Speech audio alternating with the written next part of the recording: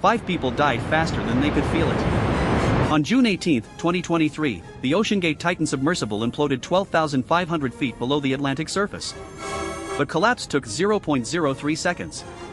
A human nervous system needs 0.05 seconds to register pain. They were gone before their brains knew anything was wrong. The pressure vessel failed at exactly 9:45 a.m. Eastern Time. The 5 passengers, including Stockton Rush, the CEO who piloted his own experimental submarine, were compressed into the hull in a fraction of a blink. The temperature inside spiked to thousands of degrees for a microsecond. Then nothing. But here's what nobody understood at the surface: the Titan had been sending warning signs for over an hour. The hull was crackling. Acoustic sensors were detecting fiber breakage. And the passengers had no idea they were riding a bomb on a countdown. The US Coast Guard launched the largest deep-sea rescue operation in history. For 4 days, the world watched. Ships from 3 nations scoured 10,000 square miles of ocean.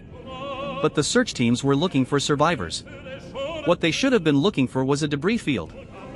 Stockton Rush built the Titan to prove everyone wrong. Every deep-sea submersible before it used titanium spheres. Tested, certified, proven to withstand 400 atmospheres of crushing pressure. Rush chose carbon fiber wrapped around titanium end caps. He claimed it was lighter, cheaper, revolutionary. The marine engineering community called it reckless. In 2018, 38 deep-sea experts signed a letter warning OceanGate. They said the Titan's design bypassed critical safety protocols. They said skipping third-party certification was dangerous. Rush dismissed them publicly. He said regulation stifled innovation. He said he was tired of being told what to do by bureaucrats. The Titan made 13 successful dives to the Titanic wreck between 2021 and 2023. Each trip cost passengers $50,000. They signed waivers acknowledging the word experimental appeared 3 times on the first page. One passenger was Hamish Harding, a British billionaire explorer. Another was Shahzada Dawood, a Pakistani businessman, and his 19-year-old son Suleiman. Paul-Henri Nargeolet, a 77-year-old French Titanic expert, had dived to the wreck 37 times before. He knew the risks. And Rush piloted every dive himself.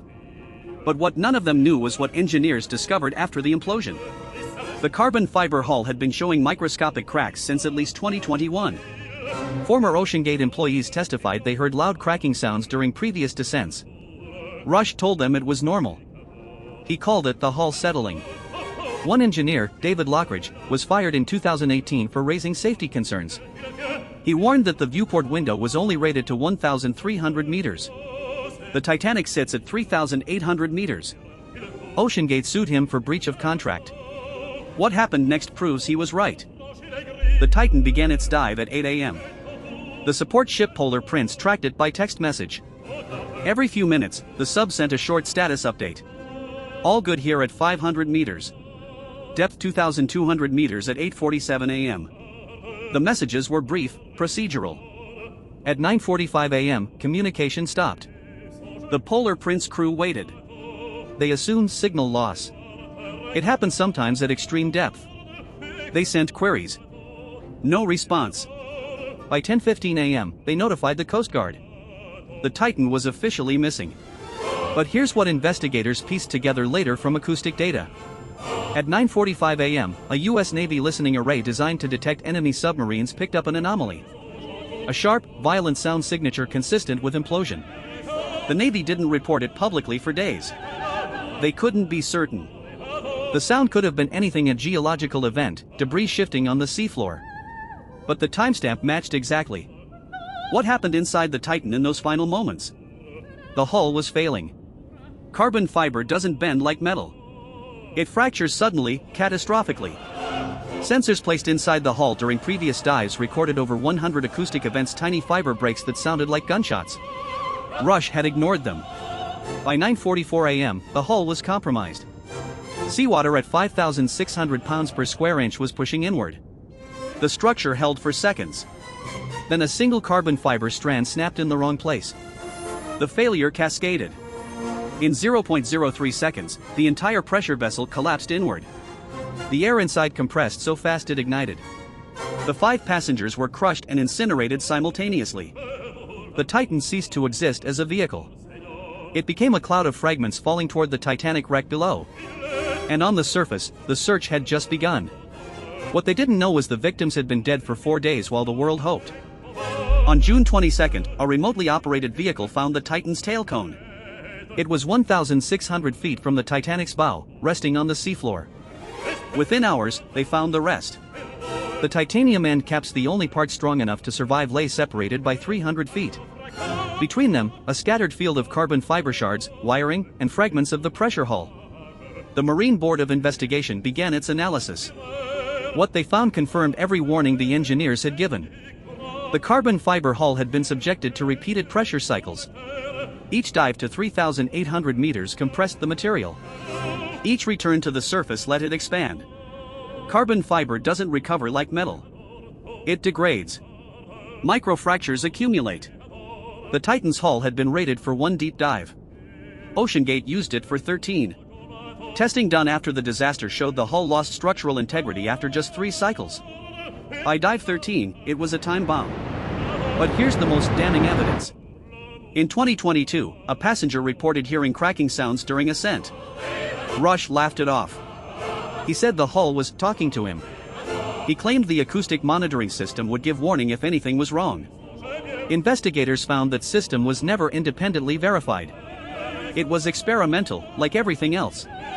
The viewport window recovered from the debris field was intact. It hadn't failed. The carbon fiber hull failed first, exactly as David Lockridge predicted 5 years earlier. The implosion killed Stockton Rush, Hamish Harding, Shahzada Dawood, Suleiman Dawood, and Paul-Henri Nargeolet instantly.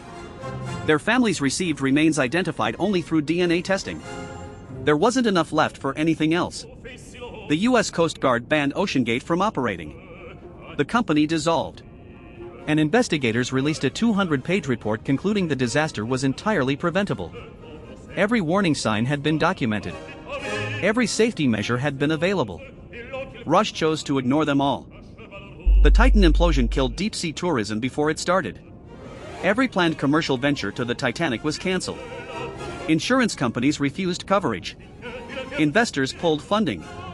The dream of opening the deep ocean to paying passengers died with 5 people at the bottom of the Atlantic. But the real lesson is buried in the Coast Guard testimony. Stockton Rush said safety regulations were for the uninspired. He said innovation required breaking rules. He believed his engineering intuition was enough. The ocean didn't care about his confidence. Physics doesn't negotiate. 400 atmospheres of pressure will crush carbon fiber whether you believe in regulations or not. The families of the victims have filed wrongsuits against OceanGate's estate. They're seeking damages for wrongful death and gross negligence. The evidence is overwhelming. But no amount of money brings back a 19-year-old who trusted the adults around him. Suleiman Dawood didn't want to go on that dive. His aunt later revealed he was terrified of the submarine. He went because it was Father's Day, and he wanted to bond with his dad. He died because the CEO valued innovation over safety. If this investigation proved anything, it's that the deep ocean doesn't care about your ambition. It waits for your mistake, and it takes everything in a fraction of a second. The Titan wreckage remains on the seafloor. So does a question nobody's answered yet: how many other experimental vessels are diving right now with passengers who have no idea what risks they're really taking? Send this to someone who needs to hear it. Then subscribe for a new dark truth every day.